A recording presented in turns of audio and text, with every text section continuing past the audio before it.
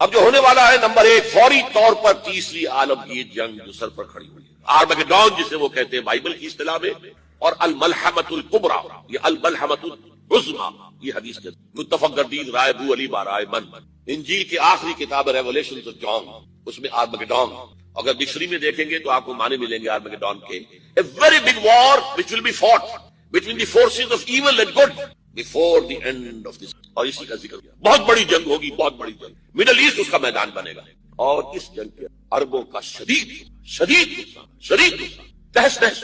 حضور نے فرمایا کہ ایک باپ کے اگر 100 بیٹے ہوں گے تو 99 ختم ہو جائیں گے ایک بچے کی حدیث۔ کتاب الملاحم پڑھیے، یہ ملاحم کسے کہتے ہیں؟ لحم، گوشت کو کہتے ہیں۔ جنگوں میں کیا ہوتا ہے؟ گوشت کے ٹکڑے ہوتے ہیں، اسی طرح ملحم کہتے ہیں عرب، سعودی عرب میں آپ نے دیکھا ہوگا کسائی کی دکان جو ملحم ہے، گوشت لحم جہاں پر کاٹ کاٹ کے بیچا جاتا ہے ملحم، تو ملحمہ جنگ کو، ملاحم اس کی، الملحمۃ العظمیٰ الملحمۃ الکبریٰ، یہ دو الفاظ ہیں۔ عربوں پر یہ عذاب کیوں آئے گا؟ سمجھ کہ امت مسلمہ اگرچہ پوری دنیا میں کسی ایک ملک کے اندر بھی اسلام کا نظام قائم ہے، اور اسی لیے ضربت علیہم الذلۃ والمسکنۃ وباؤوا بغضب من اللہ، آج ہم اس عذاب میں ہیں۔ میری کتاب موجود ہے اس میں، سابق اور موجودہ مسلمان امتوں کا ماضی حال ہے آج کیوں ذلیل کہ کل تک نتی پسند گستاخی فرشتہ ہماری جناب نے اس کے جواب دے دیے ہیں۔ ان میں سب سے بڑے مجرم عرب ہیں، جن کا جتنا اونچا رتبہ ہوتا ہے اتنا ہی پھر ان کی جرم کی سزا بھی سخت ہوتی ہے۔ ازواج مطہرات سے کہہ دیا گیا تھا کہ تم کوئی غلط حرکت کرو گی تمہیں توڑی سزا ملے گی، تم محبت کے گھر میں رہتی ہو۔ اسی طرح عربوں میں سے تھے رسول عربی، رسول ہاشمی، اور نمبر 2 ان کی مادری زبان میں اللہ کا کلام ہو، انہیں اسے سمجھنے کی مشقت اور محنت تھی۔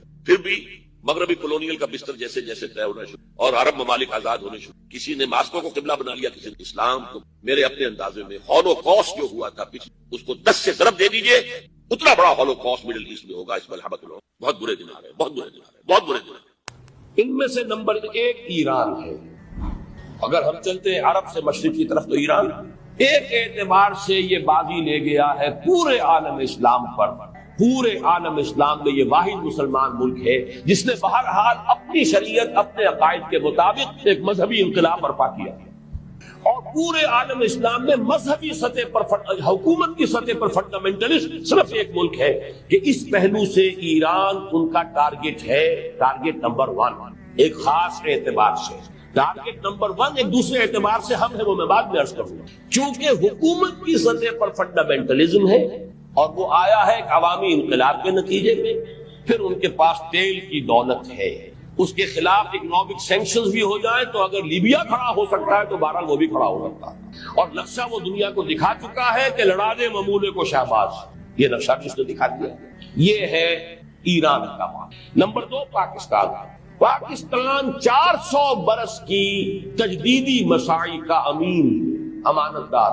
پورے ہندوستان میں مجدد الفسانی رحمت اللہ علیہ، شاہ ولی اللہ دہلوی رحمت اللہ علیہ، سید احمد بریلوی رحمت اللہ علیہ، ان کا جہاد، پھر اس 20ویں صدی عیسوی میں یا 14ویں صدی ہجری میں علامہ اقبال جیسا مفکر، مولانا مودودی جیسا مصنف، مولانا الیاس جیسا مبلغ، شیخ الہند جیسا مجاہد حریت، پورے عالم اسلام میں ان کا پیرلل کوئی موجود نہیں۔ یہ 400 سال کی تاریخ، اس کی امانت، اور اس کے نتیجے میں یہاں کے مڈل کلاس میں فنڈامنٹلزم کا ایک نیوکلیس ہے، اگرچہ حکومت کی سطح پر کوئی پیش رفت نہیں ہو سکی آج، بلکہ اب تو پسپائی ہو رہی ہے، اب پیچھے ہٹ رہے ہیں۔ وہ ہمارے ان سیاسی جو بھی زعماء ہیں، جو جماعتیں ہیں، ان کی غلطی اور الیکشن ہی کو واحد میدان بنا کر اس کے اندر اپنا سارا وقت و توانائی اور قوتیں ضائع کر دے رہے ہیں۔ یہ ہے در حقیقت جس کا کہ یہ صدا مل رہی ہے کہ اس اعتبار سے تو پسپائی کی طرف ہے معاملہ، کسی پیش رفت کی طرف نہیں ہے، لیکن باہر والے تو دیکھتے ہیں نا کہ اندر کیا کچھ مواد موجود ہے۔ اگر مڈل کلاس میں وہ فنڈامنٹلزم کا بارود موجود ہے تو کسی بھی وقت اس کے اندر جو ہے وہ کوئی دھماکہ ہو سکتا ہے۔ دوسری بات جو ان کے لیے ایک اعتبار سے ٹارگٹ نمبر 1 ہمیں بنا رہی ہے وہ ہمارا ایٹمک نو ہاؤ ہے۔ پورے عالم اسلام میں اور کسی کے پاس نہیں، اسلامی بم اگر بنے گا تو یہی بنے گا۔ یہ ہے مختلف اسباب جس کے بنا پر ایران اور پاکستان کو آپ بریکٹ کر لیجئے، یہ اس نیو ورلڈ آرڈر کا جو ٹارگٹ نمبر 1 ہے، ایک اعتبار سے ایران ہے، ایک اعتبار سے پاکستان۔ امریکہ مشکلوں کے ملک میں کھڑا ہوا ہے، اس کی تہذیب ختم ہو چکی ہے۔ اس عالمی غلبہ اسلام سے پہلے ابھی امت مسلمہ کی بہت پٹائی ہونی ہے، بہت پٹائی ہونی ہے، بہت پٹائی۔ یہ میں نہیں کہہ رہا، حضور نے کہا گریٹر اسرائیل بنے گا، عراق، شام، اردن، سعودی عرب کا کچھ شمالی علاقہ، ترکی کا جنوبی علاقہ، مصر کا صحرائے سینا، اور اس کے ساتھ ہی جو بہترین اس کا ذخیرہ علاقہ ڈیلٹا آف نائل، یہ سب یہودیوں کے قبضے میں جائے گا۔ اس کو حدیث میں کہا گیا الملحمۃ العظمی۔ عیسائی 80 علم لے کر مسلمانوں کے اوپر حملہ آور ہوں گے، اور ہر علم کے نیچے 12,000 فوج ہوگی، 9.5 لاکھ فوج۔ یہ نیٹو کی تیاری کس کے لیے ہو رہی ہے؟ جب یو ایس ایس آر کا خاتمہ ہوا تو پوچھا گیا تھا نیٹو چیف سے، اب کس لیے؟ دوبارہ وہ دشمن تو ختم ہو گیا، اب ہمیں اسلامی فنڈامنٹلزم سے نمٹنا ہے۔ وہ جانتے ہیں خطرہ یہی ہے، اب اسلام ابھر سکتا ہے، مسلمانوں کے سینوں کے اندر وہ آگ ہے، اوپر خاکستر آ گیا ہے، تمہیں اٹھانا بیٹھ رہی ہے، اندر تو انگارہ ہے، اوپر سے راکھ ہے، اس سے دھوکہ نہ کھا جانا ان کے دلوں کے اندر۔ اور بش نے کہا تھا مسلمان چاہتے ہیں کہ ہسپانیہ سے لے کر انڈونیشیا تک نظام خلافت قائم کرے، اور میں حیران ہوا تھا کہ اس کمبخت کو ہسپانیہ کا خیال کیسے آ گیا؟ ہمیں تو کبھی آتی نہیں، اب ہم تو بھول گئے، وہ تو 500 برس پرانی بات ہے جبکہ وہاں سے ہمیں نکال دیا گیا تھا۔ اگرچہ اقبال نے کہا تھا ہے عرض فلسطین پہ یہودی کا اگر حق، ہسپانیہ پر حق نہیں کیوں اہل عرب کا؟ ہسپانیہ میں تو 800 سال حکومت کی مسلمانوں نے، اور ابھی 500 برس ہی گزرے ہیں۔ یہودی تو ارض مقدس سے 2000 سال نکالے گئے، انہیں لا کے آباد کیا گیا، عربوں کے سینے میں خنجر بھونک کیا گیا۔ وہ چھوٹا سا ملک جو چاہتا کرتا، کوئی پوچھنے والا نہیں، امریکہ جیسے اپنے بیٹے کی حفاظت میں ویسے کرتا۔ اور حضور نے فرمایا ہے وہ جنگ جب ہوگی تو ایک باپ کے اگر 100 بیٹے ہوں گے تو 99 ختم ہو جائیں گے، ایک بچے گا۔ یہ حدیث صحیح کہ مستقبل کی ان پیشن گوئیوں کو سامنے رکھ کر اپنے ڈوبتے ہوئے جو دل ہیں انہیں ذرا سہارا دیجئے، ٹوٹتی ہوئی ہمتیں جو ہیں ان کے اندر اثر نو، ایک عزم، ایک استقلال، ایک ہمت جو ہے پیدا کیجئے، اپنی کمر کو کسیے، محنت کیجئے۔ اس ایلیا کے بارے میں حضور نے خبر دی، اس حدیث سے معلوم ہوا کہ یہ مسلمانوں کے ہاتھوں سے نکل چکا ہوگا، لیکن ان کو لینے والے خراسان سے چل کر آئیں گے، کوئی مشرق کوئی اور ملک کے لوگ نہیں لے سکیں گے۔ نوٹ کیجئے ذرا حدیث کو، یہ ایلیا تاریخی اعتبار سے مسلمانوں کے ہاتھ سے 2 دفعہ نکلا ہے، پہلے عربوں کے ہاتھ سے نکلا لیکن عرب واپس نہیں لے سکے۔ کس نے واپس لیا؟ کوئی نظام اگر عالمی سطح پر آتا ہے یا آنے کا امکان ہے تو اس کی ترتیب اور تدریج یہی ہوگی کہ پہلے کسی ایک ملک میں آئے اور پھر پھیلے۔ منطق بھی یہی کہتی ہے، تاریخ بھی یہی بتاتی ہے۔ فرانس کا انقلاب فرانس میں آیا، پھر پھیل گیا پوری دنیا میں۔ اشتراکی انقلاب روس میں آیا، لیٹن امریکہ تک پہنچ گیا۔ سب سے بڑھ کر محمد عربی صلی اللہ علیہ وسلم کا انقلاب جزیرہ نماء عرب میں آیا اور پھر پھیلا دائیں بائیں، مشرق مغرب شمال۔ منطقی طور پر بھی یہی ممکن ہے، اور اس کو اگر کانورس لے لیجئے، اس کا ضد لے لیجئے، اگر پوری دنیا میں بیک وقت اس کا قیام ممکن ہوتا تو حضور کے ہاتھ میں ہو جاتا۔ افضل البشر ہے کہ نہیں؟ سید الانبیاء اور رسول ہے کہ نہیں؟ سید الاولین والآخرین ہے کہ نہیں؟ خاتم النبیین ہے کہ نہیں؟ اگر یہ ہو سکتا ہوتا تو حضور کے ہاتھ میں ہو جاتا۔ وہاں بھی یہی ہوا، 23 برس کی محنت شاقہ سے جزیرہ نماء عرب میں وہ نظام قائم ہو گیا۔ اب دائیں بھی پھیلا، عراق سے ہوتے ہوئے ایران، اور ایران سے ہوتے ہوئے ماوراء النہر، اور وہاں سے ہوتے ہوئے ہندوستان آیا۔ مغرب میں نکلا شام سے ہوتے ہوئے، اور پھر مصر، اور مصر سے لیبیا، اور لیبیا سے الجزائر، چلتے جائیے۔ شمال میں کوکیشیا ماؤنٹینز، یہی تدریج ہو سکتی ہے نا، اب بھی یہی ہوگی۔ لیکن سوال یہ ہے کہ کیا کوئی انڈیکیشن ہے، کوئی اشارات ہیں، کوئی صراحت ہے کہ یہ کہاں سے ہوگا؟ مسلمانوں کا ذہن تو فوراً جائے گا کہ مکہ مکرمہ ہی سے ہونا چاہیے، مدینہ منورہ سے ہونا چاہیے، جزیرہ نماء عرب سے ہونا چاہیے۔ لیکن 2 اعتبارات سے بات بالکل مختلف ہے، بلکہ میں تو شاید آج تیسری بات کا اضافہ کر کے بتاؤں، 3 اعتبارات سے بالکل مختلف ہے۔ پہلی بات ہے پچھلے 400 برس کی تاریخ، ختم نبوت کے بعد اہم ترین دینی منصب مجددین کا ہے۔ ان اللہ یبعث فی هذه الامة علی راس کل 100 عام من یجدد لها دینها۔ اللہ تعالیٰ اس امت میں ہر صدی کے سرے پر ایسے لوگوں کو اٹھاتا رہے گا جو اس کے دین کو تازہ کر دیں گے۔ سنن ابی داؤد کی روایت ہے، مجددین کا سارا تصور۔ اب نوٹ کیجئے کہ 1000 برس تک سارے مجددین عالم عرب میں آئے۔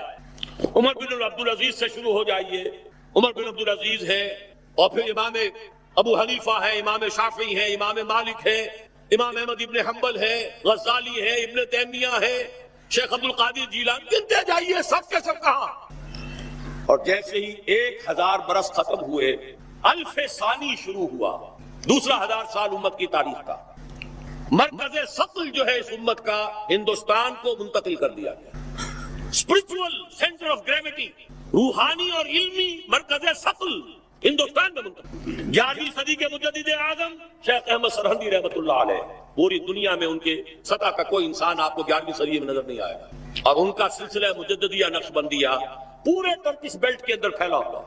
اسی سال ایک بہت بڑی کانفرنس ہوئی ہے لاس اینجلس میں، سلسلہ مجددیہ نقشبندیہ کی ایک بہت بڑی کانفرنس ہوئی ہے، میں خود بھی اس میں شریک ہوا ہوں۔ اگرچہ وہاں بہت سی غلط چیزیں بھی شامل ہیں، لیکن اندازہ کیجئے یہ سلسلہ پورے ٹرکش بیلٹ میں، امام شامل تھے تو انہی میں سے تھے، یہ پوری ٹرکش بیلٹ ہے۔ افغانستان سے شروع ہو جائیے، صبغت اللہ مجددی، یہ کون سے کس کے نام سے ہے؟ یہ 12ویں صدی ہجری کے مجدد اعظم شاہ ولی اللہ دہلوی رحمۃ اللہ علیہ۔ اس دور میں صرف ایک شخص اور نظر آتا ہے دنیا میں ان کا ہم عاصر، اور وہ شیخ محمد ابن عبد الوہاب ہیں، لیکن اگر ایک ترازو میں رکھ کر دونوں کو تولے تو کوئی تقابل نہیں دونوں کے اندر۔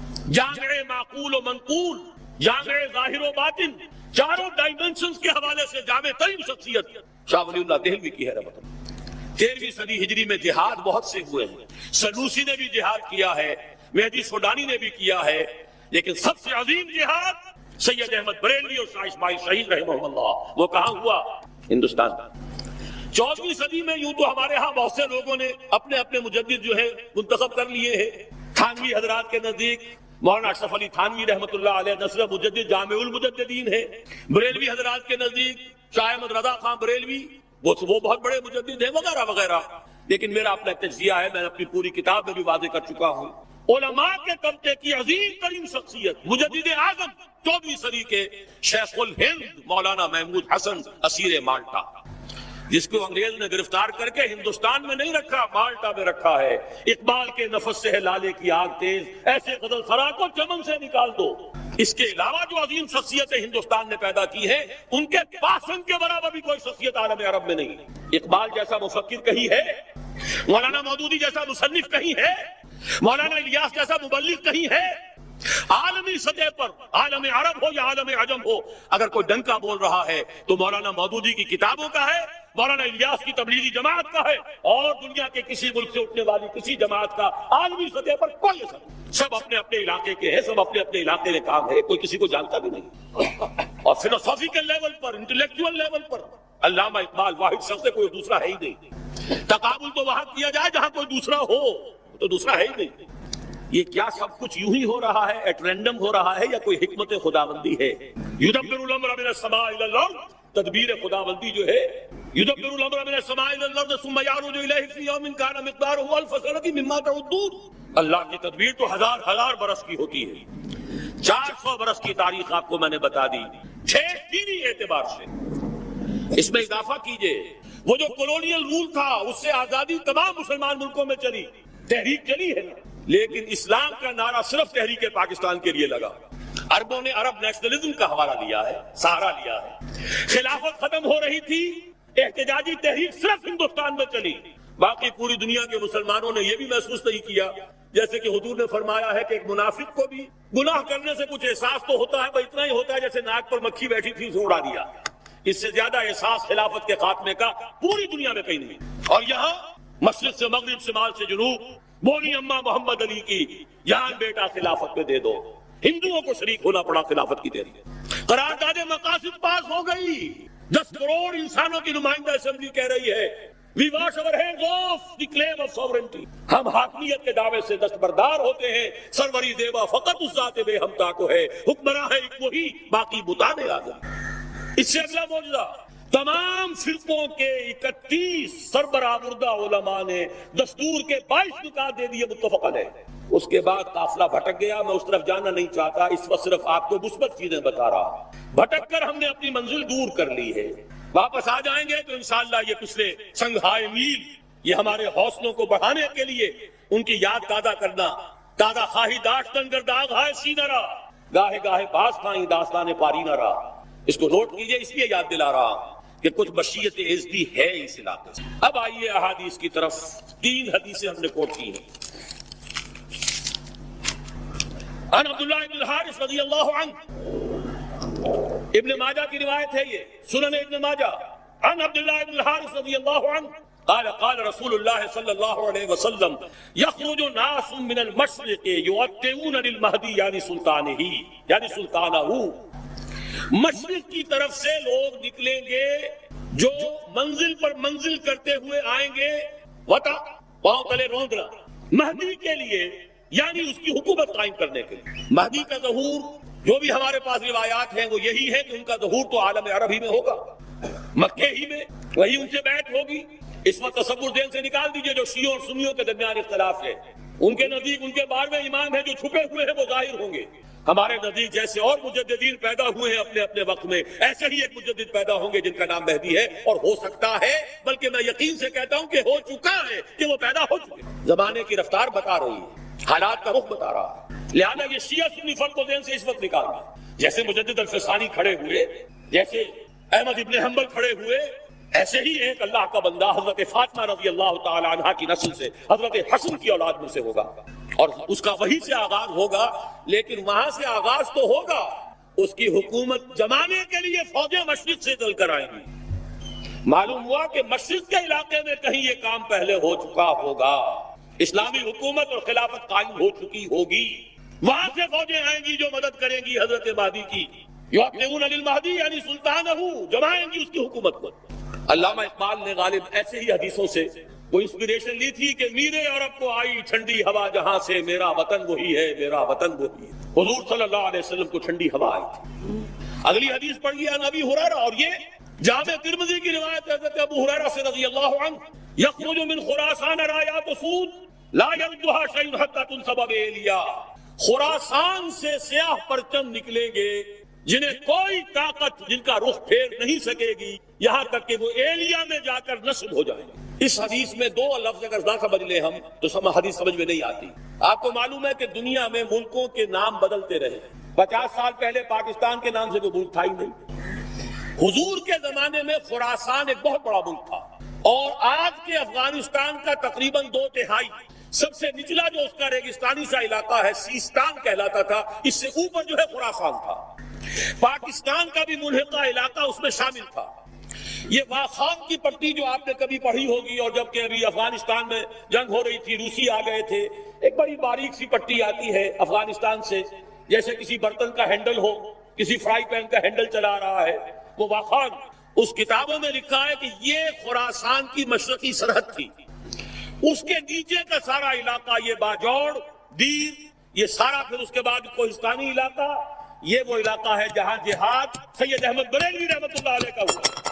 خراسان میں اس کے علاوہ تھوڑا سا علاقہ ایران کا شامل ہے، وہ اب بھی خراسان کہلاتا ہے، چھوٹا سا صوبہ ہے، اور ایک پھر ماوراء النہر کا یہ علاقہ جو ابھی آزاد ہوا ہے روس کے تسلط سے، یہ بھی اس میں شامل تھا۔ یہ پورا ایک ملک کہلاتا تھا خراسان۔ اس سے ادھر کا جو ایران آج کا ہے وہ اصفہان کہلاتا تھا۔ اس خراسان کے علاقے سے فرمایا حضور نے کہ فوجیں نکلیں گی سیاہ علم لے کر، سیاہ پرچم لے کر۔ ایلیا حضور کے زمانے میں نام تھا یروشلم کا۔ یروشلم کو سن 70 عیسوی میں جب تباہ و برباد کیا ہے ٹائٹس رومی نے، بالکل تباہ و برباد کر دیا، اس کو پھر اجاڑ دیا جیسے کبھی نیبوکڈنیزر نے اجاڑا تھا۔ اس کے بعد ایمپرر ہیڈریان تھا، ایک رومن ایمپرر، اس نے دوبارہ آباد کر کے اس کا نام بھی رکھا ہے ایلیا۔ اب وہ یروشلم نہیں تھا، اور سن 70 عیسوی سے ان کا جو سیکنڈ ٹیمپل تھا وہ گرا پڑا ہوا، آج تک گرا پڑا، ایلیا کہلاتا تھا۔ اس ایلیا کے بارے میں حضور نے خبر دی۔ اس حدیث سے معلوم ہوا کہ یہ مسلمانوں کے ہاتھوں سے نکل چکا ہوگا، لیکن ان کو لینے والے خراسان سے چل کر آئیں گے، کوئی اور ملک کے لوگ نہیں لے سکیں گے۔ نوٹ کیجئے ذرا حدیث کو۔ یہ ایلیا تاریخی اعتبار سے مسلمانوں کے ہاتھ سے 2 دفعہ نکلا ہے۔ پہلے عربوں کے ہاتھ سے نکلا، لیکن عرب واپس نہیں لے سکے۔ کس نے واپس لیا؟ صلاح الدین ایوبی کرد، خراسانی نہیں تھے، گویا کہ وہ اس حدیث کا اطلاق اس پر نہیں ہوگا۔ اب دوبارہ ہاتھ سے نکلا ہے، صاف نظر آتا ہے کہ عربوں میں تو دم ہے ہی نہیں۔ تھوڑے سے دم خم کا امکان تھا عراق کا، اس کا جو بھوکس نکالا ہے، اگلا پچھلا کھایا پیا جیسا، اور جس کا 3 ٹکڑوں میں تقسیم کیا ہے، اس کی اپنی حماقت بھی اس میں شامل ہے، عالمی سازش شامل ہے، سب کچھ ہے۔ یہ میرا اس وقت کا موضوع نہیں ہے۔ عالم عرب میں کوئی ملک ایسا نہیں ہے کہ جو چیلنج کر سکے۔ خراسان کے علاقے سے فوجیں جائیں گی جو ایلیا کو دوبارہ حاصل کریں گی۔ یخرجو من خراسان رایات سود فلا يمدها شيء، کوئی شے ان کا رخ نہیں پھیر سکے گی، حتیٰ تنصب بإیلیا، یہاں تک کہ وہ رایات و سود جو ہے وہ سیاہ جھنڈے ایلیا میں جا کر نصب ہو جائیں۔ یہ دو حدیثیں قطع الدلالت ہیں اس پر کہ یہ علاقہ ہندوستان اور افغانستان، پاکستان اور افغانستان کا علاقہ مشیت ایزدی کو خاص منسلک ہے اس علاقے کے ساتھ۔ یہی وجہ ہے کہ پاکستان بنا تو لا الہ الا اللہ کے نعرے پر، قرارداد مقاصد پاس ہوئی تو پاکستان میں، اور یہ جو جہاد ہوا میں تفصیل میں نہیں جانا چاہتا، اس میں جو غلطیاں ہم سے ہوئی ہیں، افغانستان میں جو بھی جانیں دی ہیں، بے شمار خون دیا ہے مسلمانوں نے پورے خلوص کے ساتھ، وہ بھی رنگ لائے گا۔ کچھ آثار بھی اب نظر آ رہے ہیں، صورتحال جو ہے بدلتی نظر آ رہی ہے۔ یہ صورتحال خود ادھر اشارے کر رہی ہے کہ یہاں سے کچھ ہونا ہے، اور میں جو تجزیہ کرتا ہوں وہ یہ ہے، فکری، علمی، روحانی اعتبار سے 400 سال کے تجدیدی کارنامے کا خلاصہ بر عظیم پاک و ہند کا پاکستان میں آ کر جمع ہوا، اور بازوئے شمشیر زنگ وہ اللہ نے افغانستان کی صورت میں عطا کی۔ جو قوم 15 لاکھ سے زیادہ آدمی دے چکی ہو، اس قوم کو دنیا کی کوئی طاقت شکست، آپس کا اختلاف تھا جو روکے بیٹھا تھا، ایک فرد سے بیعت کر کے توڑ دی تھی، اس کی صدا پائی ہے۔ عبد الرسول سیاف سے بیعت کی اور بیعت کر کے توڑی، اس کی صدا مل گئی۔ صحابہ کو بھی اللہ تعالیٰ نے صدا دی تھی، 35 تیر اندازوں نے حکم کی خلاف ورزی کی تھی، 70 شہید کر دیے۔ اللہ چاہتا تو کنڈول کر دیتا، معاف کر دیتا، لیکن نہیں، سبق سکھانا تھا۔ وَلَقَدْ صَدَقَكُمُ اللَّهُ وَعْدَهُ إِذْ تَحُسُّونَهُم بِإِذْنِهِ حَتَّىٰ إِذَا فَشِلْتُمْ وَتَنَازَعْتُمْ فِي الْأَمْرِ وَعَصَيْتُم مِّن بَعْدِ مَا أَرَاكُم مَّا تُحِبُّونَ۔ سزا دی ہے تاکہ آئندہ کے لیے سبق ہو۔ یہ سب کچھ ہوا ہے، لیکن انشاءاللہ اسی علاقے سے اسلام کا بول بالا ہوگا، یہیں سے شروع ہوگا معاملہ۔ اور اس کے بعد آخری حدیث پڑھ لیجئے، جزیرہ نماء عرب میں ہوا تھا تو کیا ہوا تھا، پھر مشرق بھی اور مغرب بھی۔ یہ حدیث، اس کے بھی سمجھنے میں بہت سی مسلمانوں کو دقت ہوتی رہی ہے۔ یہ تو جیسے قرآن مجید کی بہت سی آیات آج جبکہ سائنٹیفک ہماری معلومات کا دائرہ وسیع ہو رہا ہے، جتنا واضح ہو کر آج سامنے آ رہا ہے، پہلے نہیں آ سکتا تھا۔ کل فی فلک یسبحون، یہ جتنا آج سمجھ میں آتا پہلے نہیں سمجھ میں آ سکتا تھا۔ اسی طرح اس حدیث کو کیسے سمجھتے؟ ان ثوبان مولا رسول اللہ صلی اللہ علیہ وسلم، وہی ثوبان ہے رضی اللہ تعالی عنہ، قال رسول اللہ صلی اللہ علیہ وسلم عصابتان من امتی احررهم اللہ من النار، عصابت تغزو الہند وعصابت تکون مع عیسی ابن مریم علیہ السلام۔ میری امت کے 2 لشکر ایسے ہوں گے جن کو اللہ نے آگ پر حرام کر، جہنم ان سے دور بھاگے گی، جہنم ان کے قریب نہیں آ سکے گی۔ ایک وہ لشکر ہوگا جو ہند پر حملہ کرے گا، اور ایک وہ ہوگا جو عیسیٰ ابن مریم کے ساتھ جا کر دجال سے جنگ کرے گا۔ یہ دونوں لشکر ایک حدیث میں کیسے جمع ہو گئے؟ یہ محمد ابن قاسم کی بات نہیں ہو سکتی، یہ محمود غزنی کی بات نہیں ہو سکتی، ان 2 کا جمع ہونا ایک حدیث۔ معلوم ہوا اس علاقے میں وہ حکومت قائم ہوگی، پھر دائیں بائیں، پھر مشرق اور مغرب، ادھر حضرت مہدی ہوں گے، ادھر یہودیوں سے بھی جنگ ہوگی، دجال اکبر کا ظہور ہوگا، ان کے لیے بھی فوجیں ادھر سے جائیں گی، زمینی مدد آئے گی خراسان اور پاکستان کے علاقے سے، اور آسمانی مدد آئے گی عیسیٰ ابن مریم کی شکل میں رضی اللہ تعالی علیہ السلام۔ اور پھر ظاہر بات ہے اگر وہاں جا کر لڑیں گے تو ہند، اس کے بعد یہ پھیلے گا معاملہ، مشرق و مغرب کی طرف پھیلتا چلا جائے گا۔ لیکن یہ ساری باتیں جو میں نے آپ کو بتائیں، جو بڑی میٹھی ہیں، بڑی لذیذ ہیں، دل خوشکن ہیں، دل کو بھانے والی ہیں، لیکن ان کے ساتھ کڑواہٹ بھی۔ ان ساری پیشن گوئیوں کے بعد بھی وَمَنْ كَفَرَ بَعْدَ ذَلِكَ فَأُولَٰئِكَ هُمُ الْفَاسِقُونَ، پھر بھی جو کفران نعمت کریں، ہمارے اتنے پختہ وعدے، ہمارے نبی کی اتنی واضح پیشن گوئیاں، اور پھر محروم رہ جاؤ، پھر زمین جنبت نہ جنبت گل محمد، پھر حرکت میں آنے کے لیے تیار نہ ہو، گویا کہ ہمارے ان وعدوں کی ناشکری ہو رہی ہے، ہمارے نبی کی ان پیشن گوئیوں کو ٹھکرایا جا رہا ہے۔ فَأُولَٰئِكَ هُمُ الْفَاسِقُونَ، وہ تو پھر بہت ہی ناہنجار ہیں، اس ناہنجاری کی سزا ہمیں مل رہی ہے۔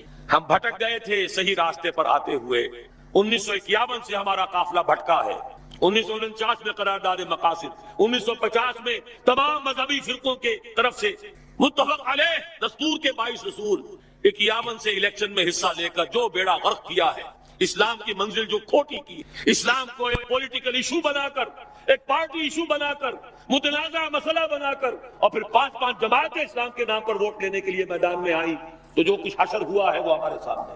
لیکن یہ میرا موضوع اس وقت کا نہیں ہے، اس وقت میں صرف یہی چاہتا ہوں کہ مستقبل کی ان پیشن گوئیوں کو سامنے رکھ کر اپنے ڈوبتے ہوئے جو دل ہیں انہیں ذرا سہارا دیجیے، ٹوٹتی ہوئی ہمتیں جو ہیں ان کے اندر اثر نو، ایک عزم، ایک استقلال، ایک ہمت جو ہے پیدا کیجئے، اپنی کمر کو کسیے، محنت کیجئے.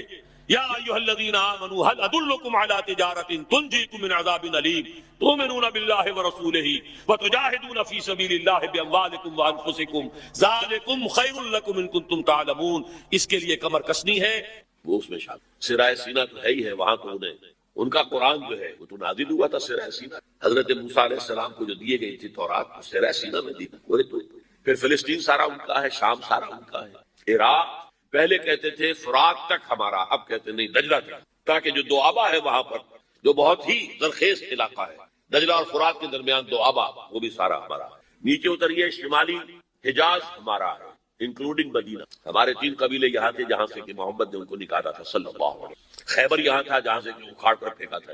ترکی کا بھی جنوبی علاقہ ہمارا، یہ پورا علاقہ ہے. گریٹر اسرائیل یہ قائم کرنا یہ ان کا خواب. آب روان کبیر تیرے کنارے کوئی دیکھ رہا ہے کسی اور زمانے. ان خوابوں کو بلیک اینڈ وائٹ کے اندر لے آیا گیا تھا سن 1897 میں. بیسل ایک شہر ہے سوئٹزرلینڈ میں جہاں ایلڈرز آف ڈیزائن جمع ہوئے تھے یہودیوں کے بڑے چوٹی کے لیے، اور پروٹوکول انہوں نے مرتب کیے تھے، اسی میں اپنا ہدف بنایا تھا گریٹ اسرائیل، گریٹر اسرائیل. نمبر 2 ٹارگٹ ان کا کیا ہے؟ مسجد اقصی کو گرانا، قبۃ الصخرہ کو گرانا. 3rd ٹیمپل کا وہ جو معبد سلیمانی، ہم تو اسے مسجد اقصی کہیں گے، ایک نبی کا بنایا ہوا تھا تو مسجد ہی تھی، وہ اسے ٹیمپل کہتے ہیں. معبد سلیمانی میں سمجھتا ہوں کہ دونوں کو کور کر جائے گا. 1000 قبل مسیح کے اندر وہ تعمیر ہوا، 587 قبل مسیح میں گرا دیا گیا. 100-150 سال کے بعد پھر ریکنسٹرکٹ ہوا. 70 عیسوی میں پھر گرا دیا گیا اور آج تک گرا پڑا. صرف ایک ویلنگ وال ہے جہاں جا کر ہوتے ہیں، ماتم سا کرتے ہیں، تورات پڑھتے ہیں ہلتے ہوئے، اور اس کا کوئی نام و نشان نہیں. لیکن یہ معلوم ہے کہ اس جگہ تھا جہاں مسجد اقصی اور قبۃ الصخرہ، تو اس کو گرانا ہے. اور نمبر 3 پوری دنیا کو اپنے مالیاتی استحصال کے اندر جکڑ دینا، through world bank, through multinational, through globalisation, through TRIPS, سب کو جکڑ دینا کہ تمام دنیا جو انسان، جتنے انسان ہیں دنیا میں، وہ حیوان بن جائیں، کام کریں کام کریں کام کریں کام کریں، اور جو کچھ کمائیں اس کی ملائی ہم سود کی شکل میں کھینچتے چلے جائیں.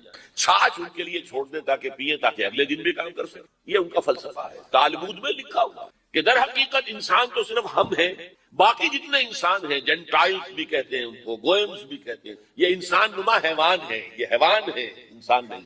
شکلیں انسانوں کی سی ہیں. اور جیسے کہ حیوانات کو استعمال کرنا انسان کا حق ہے.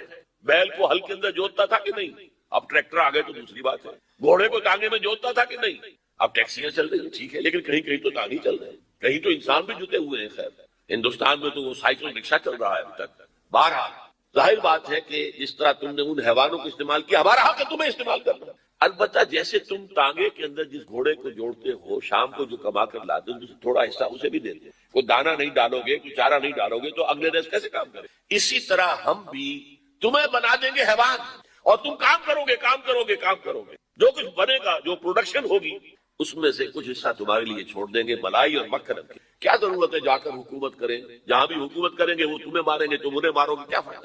کھینچ لو. یہ 3 خواب ہیں یہود کے، اور اب یہودیوں کے اعلی کار ہیں اس وقت عیسائیوں میں سے بالخصوص پروٹیسٹنٹس. اسی لیے ایک اصطلاح میں نے 12 بتائی، ویسٹ، وائٹ اینگلو سیکسن پروٹیسٹنٹ. ویسٹ جو ہے وہ بھیڑ کو کہتے ہیں، وہ کاٹ جاتی ہے کہیں تو پھر وہ سوج جاتا ہے اور آدمی، تو وہ ویسٹ جو ہے WAST، white Anglo Saxon protest, یہ سب سے بڑے اعلی کار ہیں یہ. اور ان میں سے بھی بالاخص، ایک تو میں نے بالخصوص کا، ایک بالاخص ایونجلسٹ، یہ جو ایک عظیم تحریک ہے افریقہ کے اندر. انجیل پڑھو اور انجیل کی پیروی کرو. اور انجیل جو ہے اس کا تو بیشتر حصہ تو یہودیوں سے متعلق ہے، تو بڑا چھوٹا سا حصہ ہے نیو ٹیسٹمنٹ کا. تو لہذا وہ یہودیوں کی اب بالادستی، یہودیوں کی عزت اور یہودیوں کا مقام دلوں کے اندر دوبارہ بناؤ. یہ ہے تو سمجھئے امریکہ sole supreme power on earth, SSP، sole supreme power on earth. ایک طرف تو یہ ہے، دوسری طرف EU. And what is EU؟ European Union اصل میں ہے کیا؟ Revival of the old Holy Roman Empire. یہ ہے کہ جو کیتھولکس ہیں، ان کا خواب یہ ہے کہ ہم ایک کیتھولک ریاست قائم کریں فلسطین کے اندر. ہمارا عیسیٰ یہاں پیدا ہوا، یہاں پلا بڑھا، یہاں پر اس نے واس کہے، یہیں پر اسے سوری دی گئی. ہمارا علاقہ یہ تو یہودی تو کئی بہت پرانے دور کے باتیں کر رہے ہیں، موسٹ ریسنٹ تو ہمارا معاملہ، علاقہ ہمارا ہے. یہ ان کی آپس کی کنٹروورسی ہے، کیتھولکس کی اور پروٹیسٹنٹ. دی فائنل کروسیڈ آخری کروسیڈ اب دوبارہ آئے گا.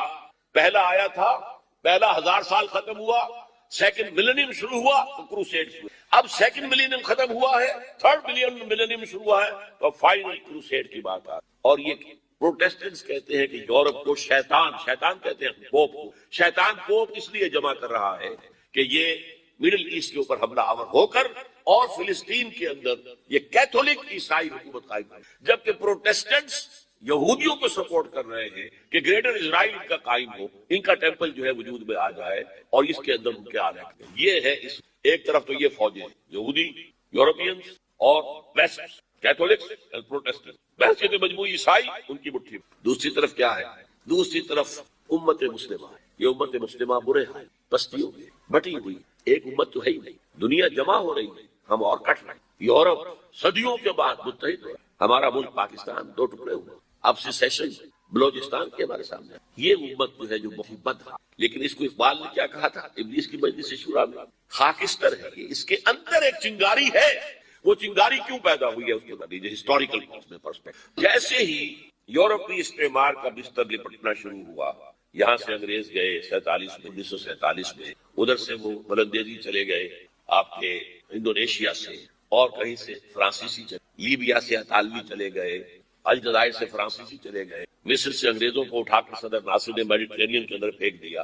ہوتے ہوتے یہ جب عالم اسلام آزاد ہوا تو جیسے کوئی ڈیپ سلمبر، گہری نیند سے بیدار ہوتا ہے تو مجھے کچھ یاد آتا ہے، ہاں بھئی ہماری بھی ایک تہذیب، ہمارا بھی ایک تمدن تھا، ہمارے بھی کچھ قوانین تھے، ہماری ایک شریعت تھی جو ڈیفنکٹ رہی اس عرصے کے اندر. یہ تو انگریز کا بنایا ہوا ضابطہ فوجداری اور انگریز کا بنایا ہوا ضابطہ دیوان، ہم اس کے تحت زندگی ہوئی. وہ اسلام کا تعزیراتی قانون کہاں ہے؟ ضابطہ فوجداری اسلام کا ہوتا، دیوانی کو مقابلہ ہوتا تھا اسلام کا. یہ جو ایک ہی وقت میں انڈونیشیا سے لے کر اور عرب ممالک تک ایک ہی جذبہ اٹھا ہے، ریوائول، اسلام کو زندہ کرو. From nearly the middle of the last, مسجوبی پارٹی انڈونیشیا، جماعت اسلامی ہندوستان، فدائین اسلام ایران، الاخوان المسلمون مصر سے پورے عالم عرب میں، سعید النورسی ترکی. یہ تحریک ایک ہی، ان میں ایک جذبہ پیدا ہوا کہ اسلام کو ہم قائم کریں. ان تہذیبوں نے، ان تحریکوں نے ایک ہی بہت عام کر، اللہ کا شکر ہے بہت عام کر. وہ تصور اب چلا گیا. کچھ لوگ جو ہیں بہت ہی دقیانوسی لوگ لے کر بیٹھے ہوئے، لیکن جو بھی ذرا بیدار ہے، اس کے اندر تھوڑی سی بھی اندر ایلومینیشن آ گئی ہے، وہ جانتا ہے اسلام صرف مذہب نہیں، دین ہے، مکمل نظام زندگی ہے. اور دین اپنا غلبہ چاہتا ہے. دین ہوتا ہی اس وقت ہے جب غالب ہو. جب غالب نہیں ہے، مغلوب ہو گیا تو وہ مذہب رہ جائے گا. اس میرے فارمولے کو اچھی طرح سمجھ لیجیے. انگریز آیا، دین اب انگریز کا ہو گیا، قانون اس کا ہوگا. اپنا قانون اپنے گھر میں رکھو، ہاں نمازیں پڑھو، روزے. مذہب اسلام we are ready to recognise.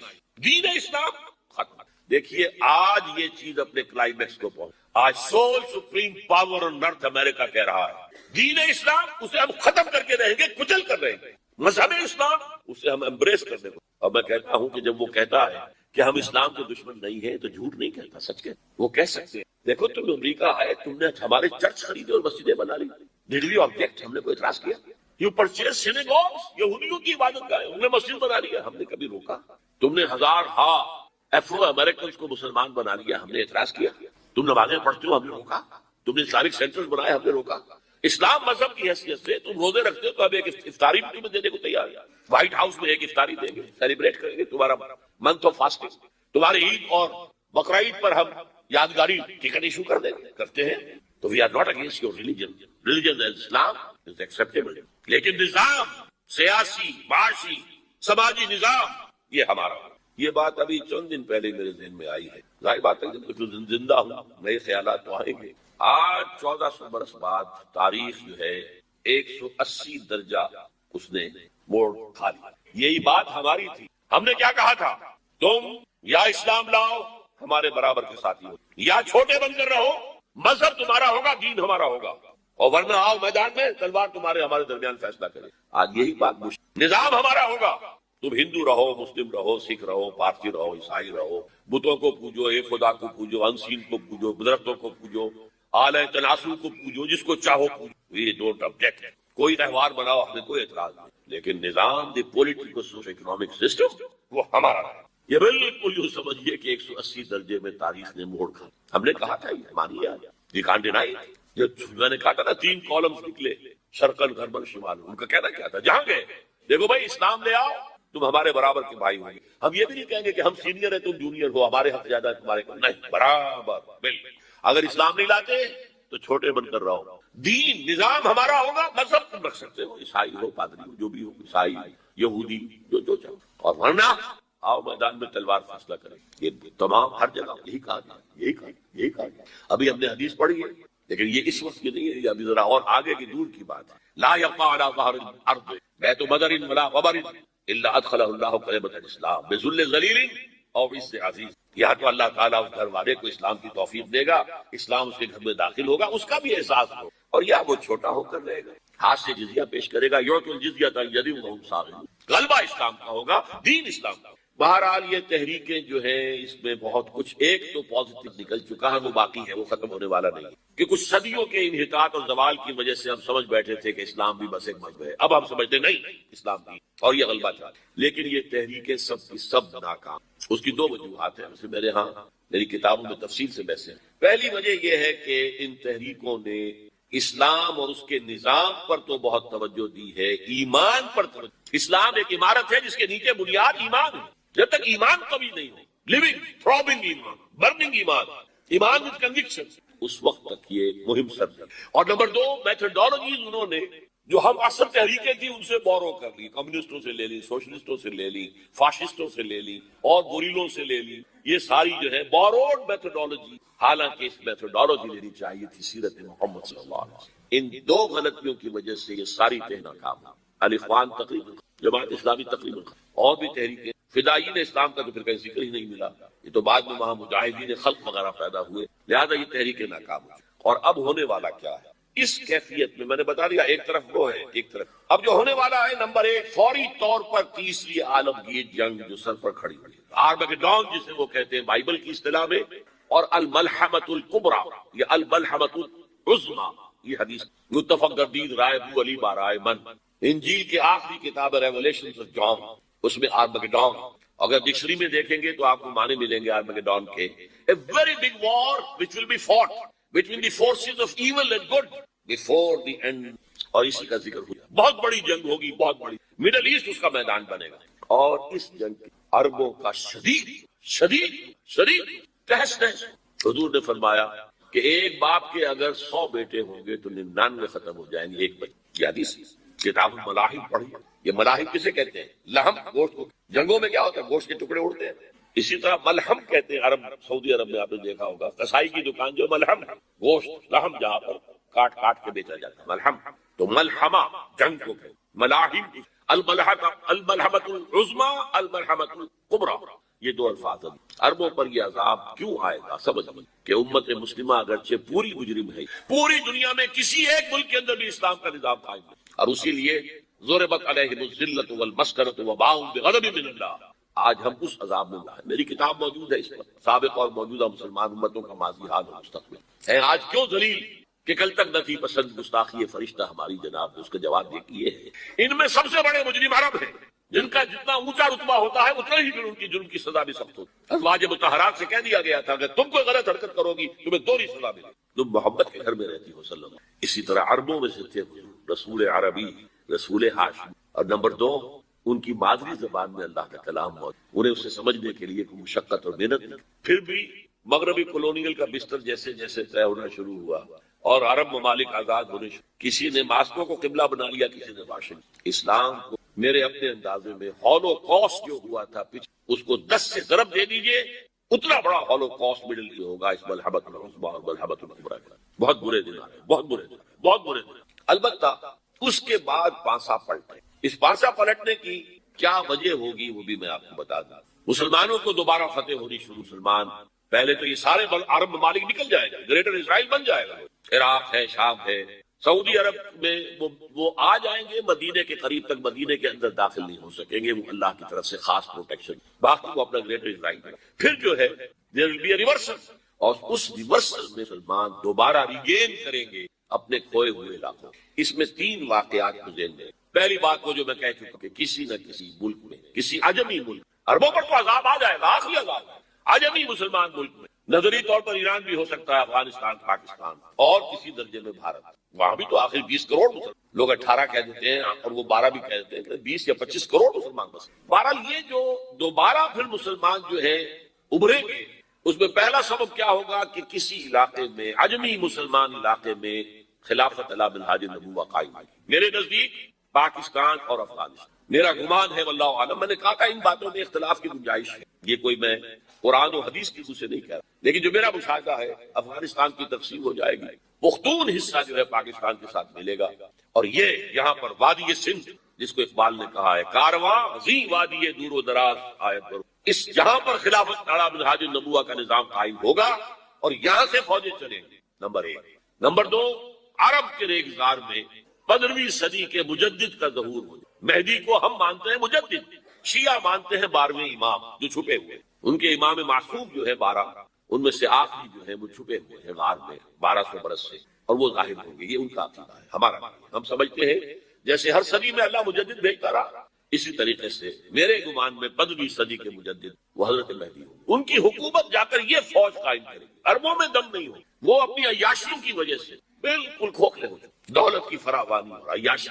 یہ بھی سننے میں آتا ہے دروغ بر گردن راوی کہ اگر کوئی فوجی قافلہ ان کا چل رہا ہوتا ہے تو وہ بجائے ٹرکوں میں بیٹھنے کے وہ اپنی کاروں میں بیٹھ کے ساتھ ساتھ چلے، وہ ٹرک خالی چل رہا، ٹرک کی سختی جو ہے، سخت سیٹ جو ہے برداشت کرنا ان کے بس کا روک دے۔ بہرحال یخرج الناس من المشرق یطیعون للمہدی، یعنی سلطان اس کی حکومت کو مستقل، پھر حضرت مہدی کی طرف سے شروع ہوگا معاملہ جہاد، اور یہ سارا جو ملک چھوٹ ہم مسلمانوں کے ہاتھ سے نکل گئے تھے یہ واپس۔ اس میں ایک کوسچن ہے جو میرے ذہن میں بہت عرصے سے تھا، جس کا کہ جواب اب اللہ عالم، یہ ساری باتیں میں کہہ رہا ہوں میرے گمان ہے، کیسے ہوگا کہ اتنی بڑی طاقت ایٹمک پاورز کے مقابلے میں مسلمان دوبارہ میدان میں آ کر اور جیتتے چلے؟ میرا گمان یہ ہے واللہ عالم، اس پورے معاملے کا سارا جو ہے ارینا جو ہے وہ ہے مڈل ایسٹ، یورپ، جس میں حدیث میں آیا ہے کہ رومی عیسائی 80 جھنڈوں تلے تم پر حملہ کریں گے، اور ہر جھنڈے کے نیچے 12,000 فوج، 10 لاکھ۔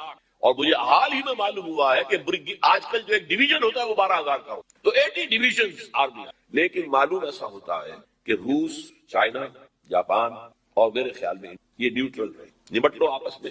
تم ابراہیمی قوموں کا جھگڑا ہے نا کہ فلسطین کس کا ہے، مسلمان کہتے ہیں ہمارا ہے، یہودی کہتے ہیں ہمارا، عیسائی کہتے ہیں ہمارا، تو نمٹ لو، سیٹل یور اسکورز، لیکن کوئی ویپنز آف ماس ڈسٹرکشن استعمال نہ ہو۔ اگر وہ ہوئے تو پھر ہم میدان میں آئے۔ میرا گمان یہ کہ ویپنز آف ماس ڈسٹرکشن استعمال نہیں، اور پھر جنگ کے اندر مسلمانوں کے ساتھ جیتنا ان کے لیے، جن کو موت عزیز ہے، منحصر مرنے پہ ہو جس کی امید نہ امیدی اس کی دیکھا چاہیے، اور وہ مرنے کو تیار نہیں، وہ تو 40,000 فٹ کی بلندی سے دیزی کٹر پھینک سکتے ہیں، نیچے نہیں آئے گے۔ اور جب نیچے کچھ اتنے تھے تو جو حشر کیا تھا، تو جو بات کہی تھی رمسفیلڈ نے، ویری ٹینیشیس فائٹرز، یہ افغانستان افغان والے جو ہیں یہ تو چمٹ جانے والے ہیں، یہ ایسے جنگجو ہیں، ان سے جان چھڑانا مشکل ہے، جن کے لیے موت سب سے بڑی کامیابی ہے۔ شہادت مطلوب و مقصود مومن نہ مال غنیمت میں کشمت کشائی، مسلمانوں کا مقابلہ کر سکے، یہ ہے میرا گمان واللہ عالم۔ بہرحال پہلا مرحلہ کسی اجمی ملک میں جو میرے نزدیک پاکستان اور افغانستان پہ مشتمل ہوگا، خلافت کا نظام پہلے آئے، پھر یہاں سے فوجیں چلیں گی، حضرت مہدی کو قائم ہے، پھر حضرت مہدی جو ہے وہ جہاد کریں گے، قتال کریں گے، اور اس قتال کے آخری مرحلے پر حضرت عیسیٰ علیہ السلام بھی نازل، اور غالباً ان کے ذریعے سے پھر جتنا الیکٹرانک ان کا حساب کتاب ہے وہ ختم ہو۔ حضور نے فرمایا ان کی آنکھوں میں ایسی تاثیر ہوگی جہاں تک نگاہ جائے گی یہودی پگھل جائے گی، کوئی بہت بڑا لیزر ہوگا، اور ظاہر بات ہے کہ ان کے یہ ہتھیار جو ہے ان کا مقابلہ تو مسلمان نہیں کر، اور نہ ابھی آپ کو 100 برس بھی یہ سوچ سکتے ہیں کہ کوئی مسلمان ملک اتنی ترقی کر سکتا ہے کہ ان کے مقابلے میں پہنچ جائے ہتھیاروں کے بعد۔ تو یہ اصل میں جو شخص سراپا معجزہ تھا، حضرت عیسیٰ جو ہے سراپا معجزہ، پیدائش معجزہ، آسمان پر اٹھایا جانا معجزہ، خلق حیات، بنایا مٹی کا پرندہ، پھونک ماری اڑنے لگا، احیاء موتا، مردہ کو کہا اٹھو قم باذن اللہ، اٹھ گیا چلنے لگا، مادر داد اندھے کے آنکھ پر ہاتھ پھیری اور اس کو آنکھیں اللہ نے دے دی، کوڑی کے جسم پر ہاتھ پھیرا اور کوڑ صاف، اس سے بڑے معجزے تو کسی کو دیے ہی نہیں گئے، سراپا معجزہ۔ وہی آ کر آخری جو بھی ہوگا معاملہ، اس کے اندر حضرت عیسیٰ کی معجزاتی شخصیت جو ہے در حقیقت وہ فیصلہ کرے۔ میرے نزدیک یہ ہے وہ چیزیں جس کی بنا پر میں سمجھتا ہوں کہ حالات جو ادھر جا رہے ہیں۔ حضرت عیسیٰ کے آنے کے بعد دو عیسائیوں کا مذہب ختم ہو گیا۔ حدیث میں آیا ہے کہ عیسیٰ آئیں گے، یکسر الصلیب و یقبل الخطاب، सलीब को तोड़ दें। क्या मतलब? कहा तुम सलीब उठाए फिर रहे हो, मैं सलीब लिया ही नहीं गया, ये सब तुम्हारा एक मनगढ़ंत किस्सा है, मुझे तो अल्लाह ने पहले उठा लिया था। वमा क़तलूहु वमा सलबूहु, सलीब ही पर खड़ी हुई है ईसाईयत सारी की। और खिंजीर को कत्ल कर दी, खिंजीर तुमने कैसे हलाल कर लिया? ये कभी इस्लामी शरीयत के मूसा की शरीयत में हराम था, वही मूसा की शरीयत में तुम्हें देकर दिया। Don't think I have come to destroy law, ये लॉ तुम पर नाफिज रहेगा। गोया के ईसाई मजहब खत्म होकर इस्लाम में यहूदी एक एक खत्म कर। यहूदी क्यों इस अंजाम के मुस्तहिक हैं? अल्लाह का पुराना कायदा चला आ रहा है, जिस कौम की तरफ किसी रसूल को भेजा, अगर कौम ने बहसियत मजमूई रसूल का इनकार किया, वो हलाक कर। कौम नूह हलाक हुई है नहीं, कौम हूद आद हलाक हुई है नहीं, कौम समूद जिनकी तरफ हजरत साले भेजे गए, कौम शुएब, आमूरा और सदूम की बस्तियां, आले फिरौन, यहूदियों की तरफ हजरत ईसा को रसूल बनाकर भेजा गया था, इन्होंने रद्द कर दिया, मोहम्मद रसूलुल्लाह को रद्द कर दिया। ये उस सदा के मुस्तहिक हो चुके, लेकिन वो सदा उनका रसूल ही उनको आकर, इसीलिए उन्हें उठा लिया।